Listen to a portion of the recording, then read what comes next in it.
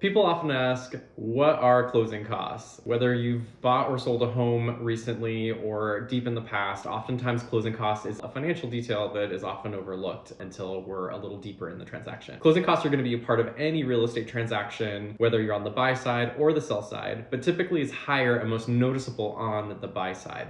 There's a couple of reasons for that. Closing costs include things like your loan origination fee, a full year of homeowners insurance, usually a full year of property taxes, escrow fees, title reconveyance fees. There's just a bunch of little things that add up. So for on the buy side, depending on your price point, you can expect to spend about 2% of the purchase price in addition to your down payment as closing costs.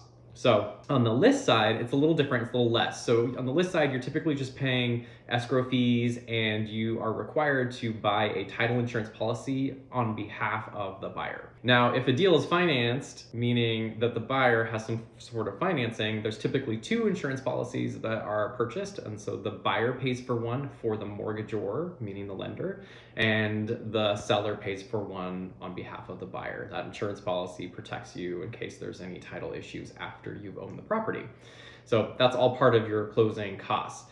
So if your projected down payment, let's just use round numbers. Let's say we're purchasing a house for $500,000, you're putting 10% down. That would be typically a $50,000 down payment. You're also going to have closing costs on top of that. So if we do that 2% rule, that's another $10,000. So you'd roughly need to have $60,000 in total cash to close, including your closing costs. Closing costs can sometimes be covered by the seller depending on the market. Oftentimes sellers will be incentivized to contribute to a buyer's closing costs, and often buyers that don't have a lot of money or cash up front will have to have some sort of seller participation with closing costs.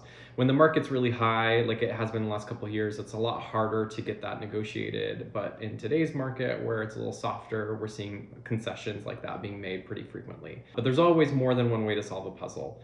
If you have any other questions about closing costs, please reach out, slide in the DMs, and we're happy to be your real estate resource.